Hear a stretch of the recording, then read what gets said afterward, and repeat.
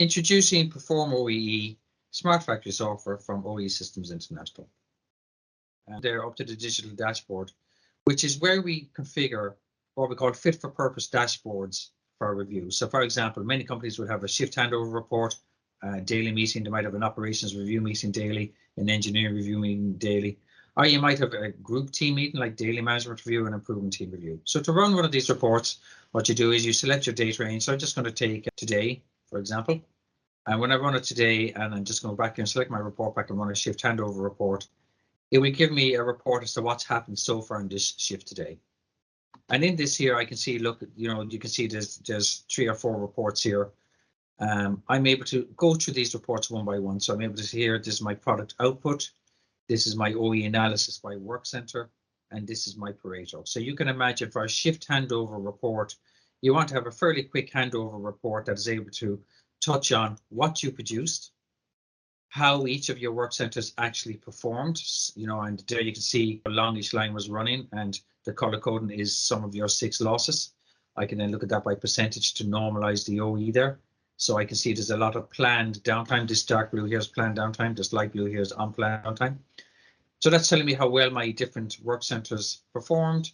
And then my OEE losses will tell me what were my top issues throughout the day. So we had a big turnarounds. These are planned downtimes. Running slow in line 5 was an issue. You can see what all those issues are. Down at the bottom, then you can look and see what were the engineering issues throughout the day. And these were the engineering issues. So there we can see we had a cobot issue. We had a voltage control issue and so on. So I'm just going to go up and change that. So that's taken from a shift handover today. It's only looking at a small set of data.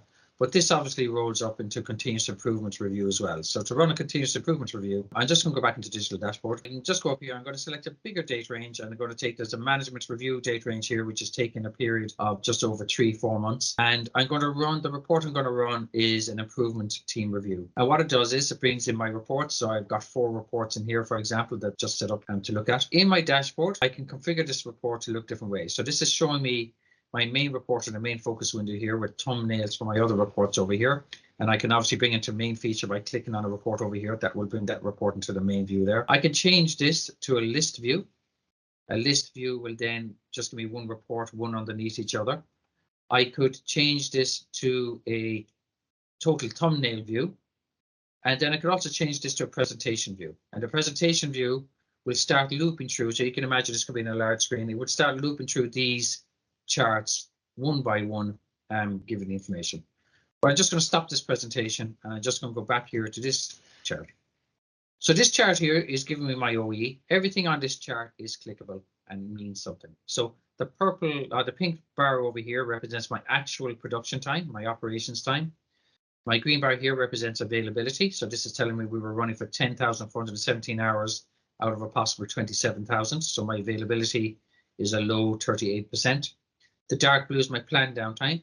So if I'm curious about availability, I can click into availability here and it shows me my availability across all my work centers. So it's telling me about these 3 work centers here were the longest running ones. This one here was the shortest running. I can look at this by percentage to see where my time went in availability. And I can see at a glance that there was a lot of planned downtime on line 5. There was a lot of unplanned downtime on line 4 across this 4-month period. If I'm curious as to what that issue is and what this planned downtime is on line 5, I can just click into line 5 and it gives me all my planned downtime activity across line 5. And I would just, so yet again, you can click into a lot of these reports. Yet again, if I just want to click into unplanned downtime for that period of time, I can click in here and it tells me waiting on prep across different lines is my biggest issues there and so on. So you can drill in to get the appropriate detail. Likewise, if I drill in on OEE over here, this will give me my OEE across all my work centers. So yet again, I can see which ones, this is actually looking at units. I'm going to convert this to percentage. So I can actually see how well all my work centers are performing, the good OEEs and the bad OEEs. And what you can actually do is you can drill down at these. So I can take filler tree, I can click to filler tree, and it gives me my OEE by product. I can just as easily look at this by shift. And I can see what my OEE is across the shifts. So I can see that shift team A and shift team C perform much better than shift team E and shift team D. My product size, my product line group, I have only one product line there. Product group tells me which products perform better. So the best OEE is on this 150 size. My worst OEE is on the 10 size product. And this is just line not schedule is probably just engineering runs. So this stack waterfall gives me my OEE and ability to drill down. And it's rolled all the work centers together to give me an overall plant OEE here of 29%. And likewise down here, my OEE analysis, if I click in here, that breaks them out to give me all my individual OEEs. I could have just as easily changed this report, by the way, to say, well, just don't show me that, just show me one particular area. So I can just go back and run this report again, say, just show me the filling area on its own. And when I run the filling area on its own and go back to report pack and run it again, just click on that again, it's now going to rerun that report. And now you can see my filling area, there it is, my area filling is now running at 38%. And because area filling has only got 2 or 3 work centers in it, now my analysis is down to those 2 or 3 work centers. And yet again, because everything here now is featured around that particular filling area, when I look at my Pareto losses, I can see my big losses here. Rate loss is a big issue. Turnaround time is another big issue. Plan downtime, waiting and prep is another issue, and so on. So these are my top 10 losses.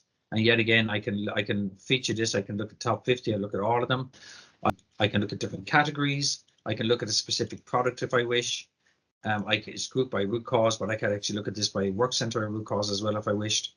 I can filter short stops and long stops, and I can look at this in minutes. You know, this is telling me that we lost 847 hours. I could look at this in equivalent units, which would tell me we lost effectively on this particular issue up here, the equivalent ability to produce an additional 217 million units actually. So, you know, that's what that cost of that downtime is actually cost me in terms of equivalent units. In terms of lost units, it might be less.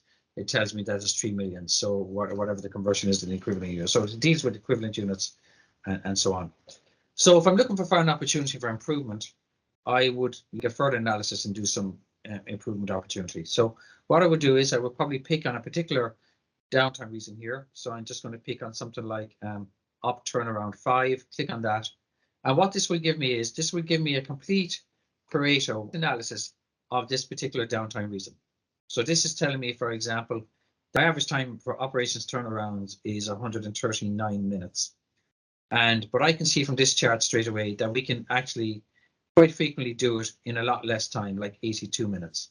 So whatever this downtime is, this average here of 139 minutes could potentially be driven down to a target of about 75 fleeting minutes. So each of these green dots represent an instance of it.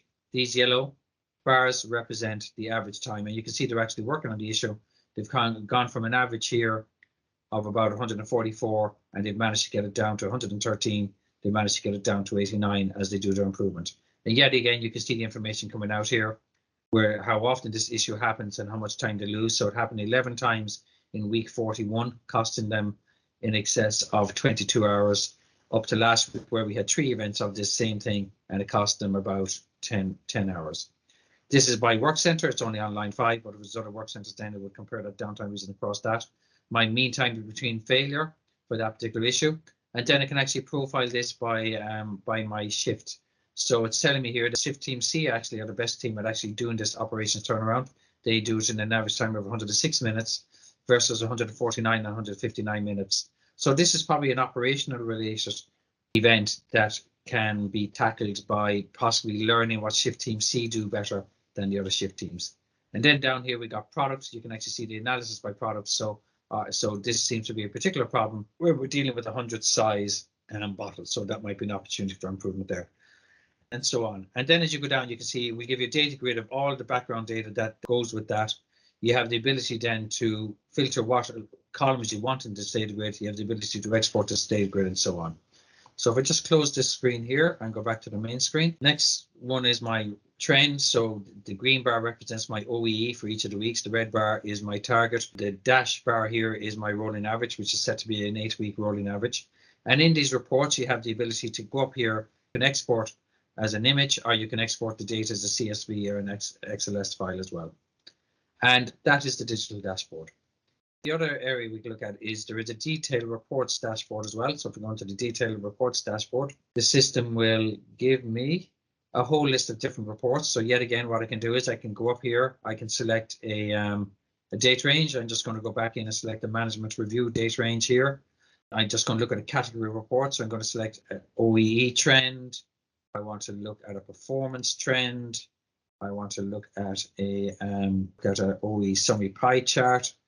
I want to look at something like a walkabout report, an OEE walkabout report there. And what the system will do is it will put into this screen over here those particular different reports. And yet again, it's all filtered from my fill-in area because that's what it remembers that I had before. And it's taking that data range for me in terms of that analysis. So that's a very quick overview. There's a lot more information in there. I could show you things like quality checklists, integration with CMMS systems or other type of systems. We could talk about the entire connectivity from equipment, and we could talk about notes and actions and all that stuff as well in more detail. Any questions, we're happy to help. Thank you very much.